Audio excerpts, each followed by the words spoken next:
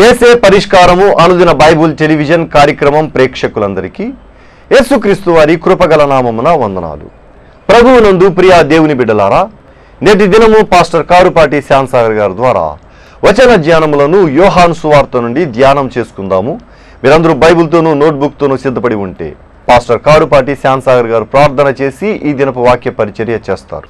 ప్రభువునందు ప్రియమైన దేవుని బిడ్డలారా, ఈ రాత్రి కాలపు వాక్య భాగం కొరకు సహకారం ఇచ్చిన వారు కామవరపు కోట వాస్తవ్యులు సహోదరి నల్లమిల్లి స్వర్ణలత గారి జన్మదినం సందర్భంగా వీరి తల్లిదండ్రులు నల్లమిల్లి వెంకటేశ్వరరావు గారు, అమ్మాజీ గారు, అన్నా వదినలు రవికుమార్, సీత గారులు, మేనల్లుడు మేనగూడలు అక్షయ్ కుమార్, హాసిని సమర్పిస్తున్నారు.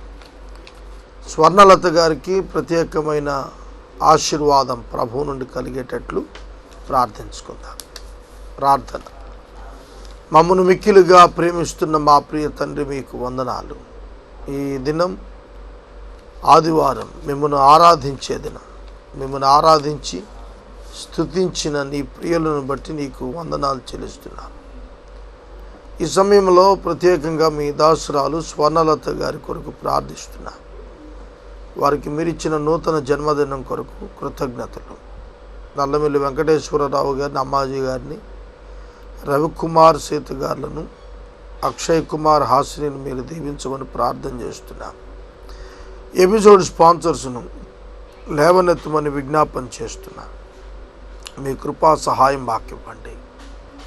ఈ రాత్రికాలపు వాక్య భాగం మాకు ఆశీర్వాదంగా మార్చండి. మా రక్షకుడైన యేసయ్య ద్వారా వేడుకొనుచున్నాము తండ్రి, ఆమెన్. ప్రభువునందు ప్రియమైన దేవుని బిడ్డలారా, దయచేసి నేటి వాక్య ధ్యానం నిమిత్తం మీ బైబిల్ గ్రంథాన్ని తెరిచి యోహాను శుభవార్త 4వ అధ్యాయం మీ ఎదుట ఉంచుకోండి. యోహాను సువార్త 4వ అధ్యాయం చాలా ప్రముఖమైనటువంటి అధ్యాయం. అన్యజనుల రక్షణార్థం ప్రభువైన యేసుక్రీస్తు వారు బయలుపరిచిన అద్భుత ప్రణాళిక ప్రారంభం ఇందులో కనిపిస్తుంది. యేసుక్రీస్తు ప్రభువారు జీవించిన దినాల్లో, భూమి మీద నరావతారిగా ఉన్న దినాల్లోనే అన్యజనులకు రక్షణ ఉంది, అన్యజనులు దేవునికి ప్రియమైన వారే, వారు నిషేధించబడిన వారు కాదు అనేటువంటి సత్యాన్ని చాటి చెప్పారు. రేషియల్ డిస్క్రిమినేషన్, జాతి వివక్షత ఆనాడు కొనసాగుతూ ఉంది. యూదులకు సమరయులు అంటే గిట్టదు, పడదు. ఎందుకంటే తక్కువ వారు అనే భావం యూదులు కనపరిచేవారు. అటువంటి పరిస్థితుల మధ్య యూదులు ఒక ప్రక్కన రోమనుల చేత పరిపాలించబడుతున్నప్పటికీ, రోమనుల చేత హీనులుగా ఎంచబడుతున్నప్పటికీ వారిలో జాతి అహంకారం పోలేదు. వారికి వారి యొక్క పితరుల కాలంలో నుంచి కూడా ఒక భావం ఏర్పడిపోయింది. అదేమిటంటే ధర్మశాస్త్రం మాది, ప్రవక్తలు మావారు, దేవుడు మా సంబంధి, మాకు దేవాలయం ఉంది అన్నట్లుగా వారు ఆధ్యాత్మిక గర్వంలో ఉండేవారు. అటువంటి వారికి సమరయులు అంటే చాలా చిన్న చూపు ఉండేది. సమరయులు అంటే అవుట్కాస్ట్ పీపుల్,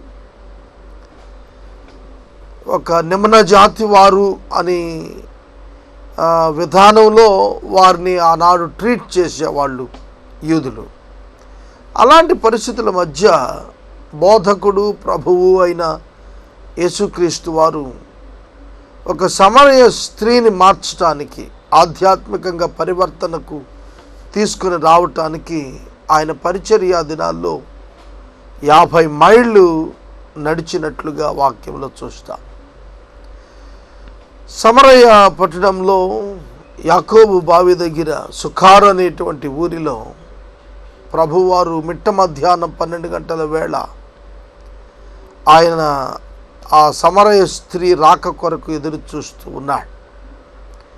ఆమె అక్కడికి వస్తుంది అనేది ఆయన సర్వజ్ఞానంలో ఆయన ఎరిగినవాడు. ఆయన అక్కడ ఉండాల్సి ఉంది, అక్కడికి వెళ్ళాల్సి ఉంది.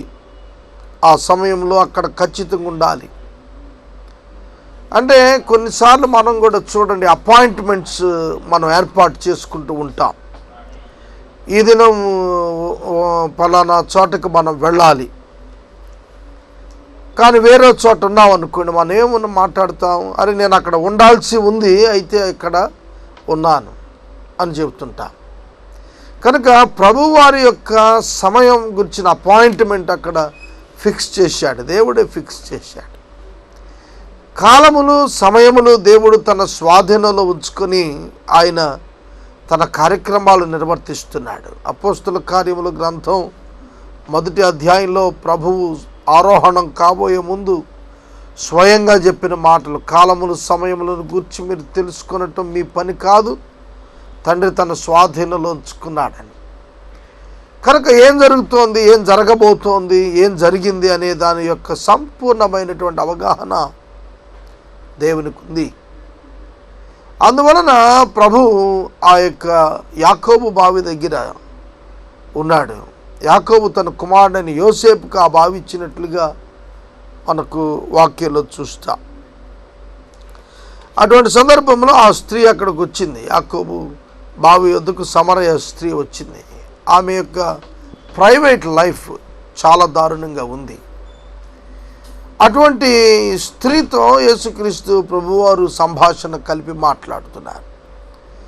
ఆమె ఆయనతో మాట్లాడలేదు, కానీ ఆయనే ఆమెతో మాట్లాడుట ప్రారంభించారు.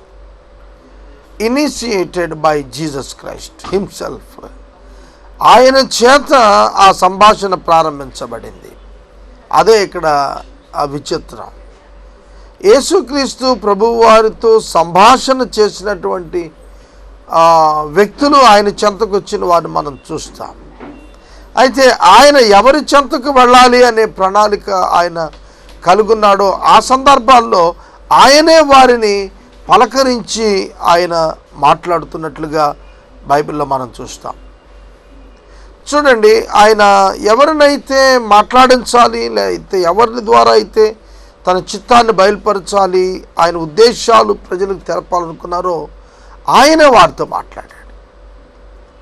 ఉదాహరణకు మనకు బైబిల్లో జక్కయ్య లూకా 19లో కనిపిస్తాడు. అతన్ని రక్షించటం కొరకు, అతని ఇంటికి వెళ్ళటం కొరకు ఆయన అపాయింట్మెంట్ ప్రభు ముందే ఫిక్స్ చేశాడు. అందువలన ప్రభువే అన్నారు, జక్కయ్య నీవు త్వరగా దిగు, నేను నీ ఇంట ఉండవలసి ఉంది అంటాడు అని ఆయనే జక్కయ్యని పిలిచాడు.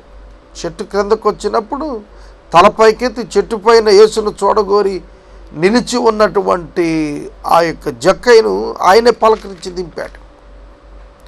అలాగే రక్తస్రావం కలిగినటువంటి స్త్రీని కూడా ప్రభు బాగు చేసిన సందర్భంలో ఆమె దాగి ఉన్నప్పుడు ఆమెను బయటకు తీసుకొచ్చి సాక్ష్యం చెప్పించాలనుకున్నాడు. అందుకని ఆయనే పిలిచాడు ఆమెను. చూడండి, ఈ విధంగా మనం చూస్తున్నప్పుడు ఇక్కడ కూడా సమరయ స్త్రీతో ఆయన సంభాషణ ప్రారంభిస్తున్నాడు. God himself initiated the discussion. ఇక్కడ ఈ యొక్క సంభాషణ ఆయన ఇనిషియేట్ చేస్తున్నాడు. అలాంటి దేవుడు ఈనాడు కూడా ఉన్నాడు. నీ జీవితంలో నిన్ను రక్షించటం కొరకు ప్రణాళిక కలిగిన ప్రభు ఈ రాత్రి నీతో కూడా మాట్లాడుతున్నాడనే భావం నీవు అర్థం చేసుకుంటే నీవు మౌనంగా ఉండలేవు. You will automatically interact with the God. దేవుని చేత నీవు రక్షణ ప్రణాళికలో ఉన్నవాడు అయితే నీవే దేవునికి ప్రతిస్పందించడం ప్రారంభిస్తావు. ఒక తల్లి కనినటువంటి ఒక బిడ్డ తల్లి యొక్క స్తన్యం వైపు తనంతట తాను ఎట్లా తిరుగుతుందో లేకపోతే తిరుగుతాడో అలాగా దేవుని యొక్క ప్రణాళికలో ఉన్నటువంటి వారు ఆయన స్వరానికి ప్రతిస్పందించడం అనేది బైబిల్ గ్రంథం చరిత్ర అంతటిలో మనం చూస్తాం. మోషే సైతం ఆ మండుచున్న పొద దగ్గర తానే ఆకర్షించబడి వెళ్ళినట్లుగా మనకు అర్థమవుతుంది. చూడండి, ఈ విధంగా బైబిల్ గ్రంథంలో దేవుని ప్రణాళిక తన ప్రజల పక్షంగా ఉన్నప్పుడు ఆయన వారి యొద్దకు వస్తున్నాడు. సమరయ స్త్రీ ఒక అన్యురాలు, ఒక సామాన్యమైన స్త్రీ. ఆమె వ్యక్తిత్వం బాగాలేదు, ఆమె క్యారెక్టర్ బాగాలేదు. ఆమె అప్పటికే 5 భర్తలను కలిగి ఉంది, వాళ్ళు విడిచిపెట్టేసింది. ఇంకొక భర్త కాని వానితో కాపురం చేస్తోంది.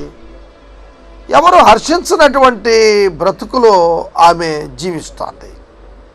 మరి అట్లాంటి వ్యక్తిని యేసుక్రీస్తు ప్రభువారు మాట కలిపి మాట్లాడుతున్నారు, దాహానికి నీళ్ళిమ్మని. ఆమెకు ఒక డౌట్ వచ్చేటట్లుగా ఆమె డౌట్లో నుంచే, ఆమె మాటలలో నుంచే ఆమెకు సందేశం ఇస్తూ ఆమెను ప్రభువు తన చెంతకు ఆహ్వానిస్తున్నారు. ఆ పరలోక రాజ్యం కొరకు ఆమెను సిద్ధపరుస్తున్నారు. అక్కడ కాంటెక్స్ట్ను వినియోగించుకుంటున్నాడు, ప్రభు ఉన్న పరిస్థితులను వినియోగించుకుంటున్నాడు. మనం బోధకులంగా కొన్ని పర్యాయాలు ఫెయిల్ అయ్యేది ఎక్కడంటే, కాంటెక్స్ట్ లేకుండా మనం చేసేస్తూ ఉంటాం. బర్త్డే దినాన వాక్యం చెప్పటంలో, ఆ బిడ్డలను వాక్యంలో నడిపించడంలో వేరొక అకేషన్ని లిఫ్టప్ చేసుకుని మాట్లాడటం, అంటే సందర్భాన్ని వినియోగించుకునేటువంటి తత్వం నేటి బోధకుల్లో తగ్గిపోయింది. తర్వాత మోర్ ట్రెడిషనల్గా చాలా ఒక బోధనా పద్ధతికి ఇంపార్టెన్స్ ఇచ్చుకుంటూ పోయే పద్ధతిలో వెళ్తున్నారు. Very casual talk. ప్రభు చాలా సింపుల్గా అక్కడున్న అవకాశం వాడుకొని మాట్లాడుతున్నాడు. ఎందుకంటే బావి దగ్గర ఉన్నాడు, ఆమె నీళ్ళ కోసం వచ్చింది, నీళ్ళమని సంభాషణ ప్రారంభించాడు. వైజ్ డిస్కషన్ అక్కడ జరుగుతూ వచ్చింది. అందులో ఆమె వెంటనే నువ్వు యూదుడవు కదా, నన్ను నీళ్ళు ఎందుకు అడుగుతున్నావు? నీళ్ళు అడిగాడు, నీళ్ళు ఇద్దాము లేదా ఇవ్వను, ఇస్తాను అనేది అక్కడ ఆమె ప్రశ్న కాదు. ఆమె ఏం మాట్లాడుతుంది, ఆమె ఇన్స్టింక్ట్ ఏంటనేది ప్రభువుకు తెలుసు. జాతి వివక్షకు గురవుతున్నటువంటి వారు కాబట్టి సమరయులు, ఏమి నువ్వు ఎందుకు మమ్మల్ని అడుగుతున్నావు నీళ్ళు? నీవు యూదుడువు కదా, నీవు నన్ను ఏ విధంగా నీవు నీళ్ళు అడుగుతావు అనేటువంటి విధంలో ఆమె మాట్లాడుతుంది. అంతెందుకు, బైబిల్ గ్రంథంలో ఈ తగ్గించబడినటువంటి వారు, అంటే హ్యూమిలియేట్ చేయబడినటువంటి వాళ్ళు ఎప్పుడు కూడా ప్రశ్నతోనే ప్రారంభిస్తారు. ఉదాహరణకి బైబిల్ గ్రంథం ఆదికాండం 26వ అధ్యాయంలో ఇస్సాకు కనిపిస్తాడు. ఇస్సాకు అబీమెలెకు దగ్గర నుంచి గెంటివేయబడ్డాడు, తోసేయబడ్డాడు. అటువంటి స్థానంలో అబీమెలెకు ఇస్సాకు బలాఢ్యుడైన తరువాత అతనితోని స్నేహం సమాధానం చేసుకోవటానికి దిగొచ్చాడు లోయలోకి. అప్పుడు ఇస్సాకు అడిగిన ప్రశ్న అదే, ఏమి నీవు నన్ను గెంటేసావు కదా, ఇప్పుడు నా దగ్గరకు వచ్చావేంటి అని అడిగాడు. కనుక ఇది సహజం. యేసుక్రీస్తు ప్రభు అంతటి వాడు అటువంటి పాపి దగ్గరికి రావటం ఆవిడ గుర్తించడం లేదు. కానీ ఒక యూదుడు, జాతహంకారంతో ఉన్నటువంటి ఒక యూదుడు, అరగదక్కబడిన జాతికి చెందిన ఒక సమరయుని ఆశ్రయం కోరటమే మంచినీళ్ళ కొరకు అన్నట్లుగా ఉంది ఆమె యొక్క ప్రశ్న. ఇందులో ఒక విధంగా చిన్న దెప్పి పొడుపు కూడా ఉన్నట్టుగా అనిపిస్తుంది నాకు. కానీ ప్రభు హర్ట్ కాలేదు, నొచ్చుకోలేదు. ఆయనకు కావలసిన ఎండ్ వైపు ఆయన వెళ్తున్నాడు. ఆయనకి ఏం కావాలో అది సాధించుకోవటానికి ఆమె నుంచి ఆయన ముందుకెళ్తున్నాడు తప్ప తననావిడేదో అందని ఆయన సంభాషణ ఆపేయలేదు. ఆయన ఆమెతో మాట్లాడుతూ చెబుతూ వచ్చాడు, ఈ నీళ్లు తాగేవాడు మరలా దప్పికొట్టాడు, కానీ నేనిచ్చే నీళ్లు తాగేవాడు దప్పికొనడని చెప్తున్నాడు. ఇంకా అక్కడ దాహం తీర్చబడలేదు, నీరు ఆమె చేత చేదబడలేదు, ఆయన త్రాగలేదు, ఏమీ లేదు. ఇంతేకాదు, ఈ చాప్టర్ అంతటిలో కూడా, ఈ యొక్క వ్రాయబడిన వృత్తాంతం అంతటిలో కూడా అసలు యేసు నీరు తీసుకొని తాగినట్టు కనపడదు మీకు. కనుక యేసు నీటి కొరకు ప్రారంభించినటువంటి మాటలు కాదవి. యేసు నీటి కొరకు మాత్రమే, దాహం తీర్చుకోవడానికి మాత్రమే ప్రారంభించినవి కాదు, కానీ అనేకుల ఆధ్యాత్మిక దాహాన్ని తీర్చడానికి, సమరయుల యొక్క ఆధ్యాత్మిక దాహాన్ని తీర్చడానికి, జీవజలము చెంతకు సమరయులు రావటానికి ఆ యొక్క స్త్రీని ఈ విధంగా మాట్లాడుతున్నాడు. ఆమె అంది అక్కడికి, అయ్యా నీవు యాకోబు కంటే నీవు గొప్పవాడువా అని ప్రశ్నించింది. యాకోబు కంటే గొప్పవాడువా అనే మాట మనం చూస్తే ఇవాళ యేసుక్రీస్తు ప్రభు ఎవరో, ఆయన గొప్పదనం ఏంటో, ఆయన దైవత్వం ఏంటో, ఆయన మిరాకిల్స్ ఏమిటో, ఆయన ప్రభావం ఏంటో మనందరికీ తెలుసు. బైబిల్ మన చేతిలో ఉంది. ఆనాడు ఆమెకేం తెలుసు? ఆమెకు తెలిసిందల్లా ఒక్కటే, మా పితరులు గొప్పవారు. యూదుల సంతానం, యూదులు యాకోబు సంతానమే కదా. యాకోబు పేరు మార్చబడి ఇజ్రాయేల్ అని పెట్టబడింది. ఇశ్రాయేలీలు అంటే 12 గోత్రాలు ప్రజలు, లేవీలు కాకుండాను. సో మనం ఆలోచన చేస్తే మరి ఈమె యాకోబు పేరు ఎందుకు ప్రస్తావించింది? ఆమె ఒక హీనమైన జాతిగా అనిపించినప్పుడు ఆమెకు యాకోబుకి ఏంటి సంబంధం? ఈ నీళ్లు త్రాగేటువంటి వాడు దప్పికొంటాడు, నేనిచ్చే నీళ్లు త్రాగేవాడు ఎన్నటికీ దప్పికొనడు అని ప్రభువు చెప్పినప్పుడు యాకోబు కంటే నీవు గొప్పవాడువా అని ఆమె అడగటంలో ఆమెకు యాకోబుకు ఉన్న రిలేషన్షిప్ ఏమిటి?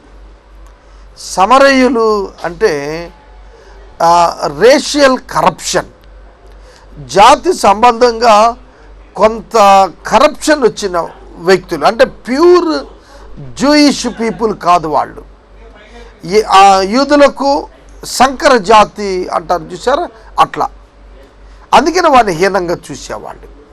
ఇప్పుడు చూడండి, మీరు డాగ్స్లో ఒరిజినల్ బ్రీడ్స్ ఉన్నాయి, అలాగే కొన్ని ప్రత్యేకమైనటువంటి డాగ్స్ అవి ఏర్పాటు చేయబడ్డాయి. బ్రీడ్స్, డిఫరెంట్ బ్రీడ్స్తో వాటిని పుట్టించినవి ఉన్నాయి. ఉదాహరణకి డాబర్ మ్యాన్ ఉందనుకోండి, అది దాని ప్రారంభంలో ఒక మామూలు కుక్కకు, ఒక తోడేలు జాతికి సంబంధించినటువంటి ఒక కుక్కకు సంబంధించినటువంటి బ్రీడ్, అది సంకర జాతి. అది అందుకని దాని గ్రోత్ ఏంటి, దాని లక్షణాలు ఏంటి వేరేగా ఉంటాయి. అలాగే ఇక్కడ కూడా సమరయులు సంకర జాతి అయినప్పటికీ ఫాదర్ బిలాంగ్స్ టు జ్యూస్ కాబట్టి అందుకనే వాళ్లకు ఆ విధమైనటువంటి భావం ఉండేది. యాకోబు తన యొక్క సంతానములో నుండి వచ్చినటువంటి వారిలో నుండే ఈ సంకర జాతిగా వచ్చారు సమరయులు. సమరయులకు ధర్మశాస్త్రం లేదు, కానీ కొన్ని ట్రెడిషన్స్ ఉన్నాయి. ఆ ట్రెడిషన్స్ ఏమని చెప్తాయి అంటే, కొండ మీద ఆరాధన చేసేటువంటి వారు. అంటే ఈ యూదులలో నుండి వెళ్ళి బయట జాతుల వారిని పెళ్లి చేసుకున్న వారు ఆ దేవుని గురించిన ఆరాధనకు దేవాలయానికి వచ్చే అవకాశం వాళ్ళు వినియోగించుకోలేకపోవటం వలన కొండ మీద ఆల్టర్ కట్టుకొని, బలిపీఠం కట్టుకొని వాళ్ళు బలిచ్చుకునేవాళ్ళు. కనుక ఆ కల్చర్ని ఈవిడ ఎక్స్ప్లెయిన్ చేస్తుంది ప్రభు ఎదుట. కనుక దాన్ని మనం ఇందులో ప్రత్యేకంగా చూస్తాం. యేసుక్రీస్తు ప్రభువారు ఆరాధనను గురించి ఆవిడతో మాట్లాడుతున్నప్పుడు ఆమె ఈ విధమైన కల్చర్ని ఎక్స్ప్రెస్ చేస్తుంది. ప్రభు ఆమెను నడిపించడానికి, ఒక మంచి మార్గంలోనికి తీసుకొని రావటానికి ఈ నీళ్లను గురించి మాట్లాడాడు. నేనిచ్చే నీళ్లు తాగువాడు ఎన్నటికీ దప్పికొనడు అని. కనుక ఆ ప్రత్యేకమైనటువంటి మాట వినగానే, అయ్యా నేను కూడా ఇక ఈ దాహం మళ్ళా పొందకుండా ఉండేటట్టు నాకు కూడా ఆ నీళ్ళు ఇవ్వండి అని ఆమె అడుగుతూ వచ్చింది. అందుకు ప్రభు, నీవు వెళ్ళి నీ పెనిమిటిని తీసుకురమ్మన్నాడు. నీళ్ళు ఇవ్వటానికి భర్తను తీసుకురావటానికి ఏమిటి సంబంధం? కనుక ఆవిడ వెంటనే జవాబు చెప్పింది, అయ్యా నాకు పెనిమిటి లేడు ఇప్పుడు అని చెప్పింది. వెంటనే యేసుక్రీస్తు ప్రభువారు ఆమె చెప్పిన జవాబును వినియోగించుకొని ఆమె హృదయాన్ని ఆమె ఎదుట ఆవిష్కరిస్తున్నారు. నీకు 5 పెనిమిట్లున్నారు, ఇప్పుడు నీతో ఉన్నవాడు నీ భర్త కాడు అనే మాట ఆయన డిక్లేర్ చేశారు. చూడండి, సమరయ స్త్రీ సమరయ గ్రామంలో ఉంది. యేసుక్రీస్తు ప్రభు యెరూషలేములో, నజరేతులో, కపెర్నహూములో ఆ ప్రాంతాల్లో ఉండేవారు. మరి ఆయనకు ఈవిడి యొక్క హృదయం ఎట్లా తెలుసు? ఈవిడి సీక్రెట్ లైఫ్, పర్సనల్ లైఫ్ ఎట్లా తెలుసు? ఆమె వెంటనే ఆలోచన చేయటం ప్రారంభించింది. మొదటి భర్త, రెండవ భర్త, మూడవ భర్త, నాలుగవ భర్త, 5వ భర్త, వీళ్ళని వదిలేసింది. ఇప్పుడున్నవాడు 6వ వాడు, అది కూడా ఆమెకే తెలుసు, రహస్యంగా ఉంచుకుంది. మరి అటువంటిప్పుడు ఈ యొక్క హృదయ రహస్యాన్ని బయటపెట్టింది ఎట్లా సాధ్యం? కనుక ఈ 5 భర్తని ఆమె ఒక 10 సంవత్సరాల్లో మార్చింది అనుకోండి. పోనీ ఉదాహరణకి అనుకుంటే, మీరు అనుకోకపోతే ఇబ్బంది లేదులేండి, ఉదాహరణగా మాట్లాడుతున్నాను. 6వ వ్యక్తిని కొద్ది కాలంగా కలిగి ఉందనుకోండి. ఈ చరిత్ర ఆయనకి ఎట్లా తెలుసు? కనుక ఆవిడ వెంటనే గ్రహించేసింది, ఈయన దైవ సంబంధుడు అయి ఉంటాడు, ప్రవక్త అయి ఉంటాడు అనే భావం ఆమెలోకి వచ్చింది. అది ఆవిడ భావం. ఆయన ఉట్టి ప్రవక్తే అనేది బైబిల్లో లేదు. ఆయన దేవుని కుమారుడు, ఆయన నరావతారికి వచ్చిన దేవుని వాక్యం. కానీ అది సమరయ స్త్రీకి తెలియదు కదా, ఈయన ప్రవక్త అయి ఉంటాడు అని ఆవిడ అనుకుంది. యేసుని గురించి చాలామంది అలా అనుకున్నారు, ప్రవక్త లాంటి వాడు, ప్రవక్త అయిన వాడు. మోషే సైతం యేసుక్రీస్తు ప్రభువుని గురించి మాట్లాడుతూ నా వంటి ప్రవక్తను మీలో నుండి పుట్టిస్తాడన్నాడు. అంతకు మించి వారి అవగాహన ఎదగలేదు. అది వారికి మర్మంగానే ఉండిపోయింది. ధర్మశాస్త్ర కాలంలో యేసుక్రీస్తు వారు దేవుని కుమారుడు నరావతారికి వస్తున్నాడనేటువంటి అంశం అక్కడక్కడ ప్రవక్తల ద్వారా బయలుపరచబడినప్పటికీ కూడా ప్రజలకు అది మర్మంగానే ఉండిపోయింది. అట్లాంటి పరిస్థితుల మధ్య యేసు ప్రభు ఆమెతో మాట్లాడుతున్నాడు. వెంటనే ఆమె అంది, నీవు ప్రవక్తవని నేను గ్రహిస్తున్నానయ్యా అని చెబుతుంది. ఆయన ఆమెతో మాట్లాడుతున్న మాటలు చదువుకుందాం. 15వ వచనం. ఆ స్త్రీ ఆయనను చూచి, అయ్యా, నేను దప్పికొనుకుంటున్నట్లు చేదుకొనుటకు ఇంత దూరం రాకుండానట్లు ఆ నీళ్లు నాకు దయచేయమని అడుగగా, యేసు, నీవు వెళ్ళి నీ పెనిమిటిని పిలుచుకొని ఇక్కడికి రమ్మని ఆమెతో చెప్పాను. ఆ స్త్రీ, నాకు పెనిమిటి లేడనగా ఆమె యేసు ఆమెతో, నాకు పెనిమిటి లేడని నీవు చెప్పిన మాట సరియే, నీకు 5 పెనిమిట్లు ఉండిరి, ఇప్పుడు ఉన్నవాడు నీ పెనిమిటి కాడు, సత్యమే చెప్పితివి అనెను. అప్పుడు ఆ స్త్రీ, అయ్యా, నీవు ప్రవక్తవని గ్రహిస్తున్నాను. మా పితరులు ఈ పర్వతం ఆరాధించరు, కానీ ఆరాధించవలసిన స్థలం యెరూషలేములో ఉందని మీరు చెప్పుదరని ఆయన తనగా యేసు ఆమెతో ఇట్లు అనెను. చూడండి, మీరు సంభాషణ వెళుతున్న విధానం ఒకసారి అబ్జర్వ్ చేయండి. ఆమె ఆ సంభాషణలో చెబుతోంది ఏమిటంటే, ప్రభువా, నువ్వు ప్రవక్తవని నేను గ్రహిస్తున్నాను అని అంటూ ఆవిడ అన్నటువంటి మాట ఏమిటంటే, నేను ఆరాధన గురించి మా పితరులు యెరూషలేములో అని మీ పితరులు యెరూషలేములో అని చెప్పారు, మా పితరులు కొండ మీద అని చెప్పారు అని topic diverted into the matter of worship. ఆరాధన ఆవిడ వెళుతుంది. ఇప్పుడు భర్తను వదిలేసింది, దాహం వదిలేసింది. ప్రభు ఆమె యొక్క మాటను సత్యమే చెప్పితివి అని అప్రిషియేషన్ ఇస్తున్నారు. ఎందుకని? At least she confessed her life.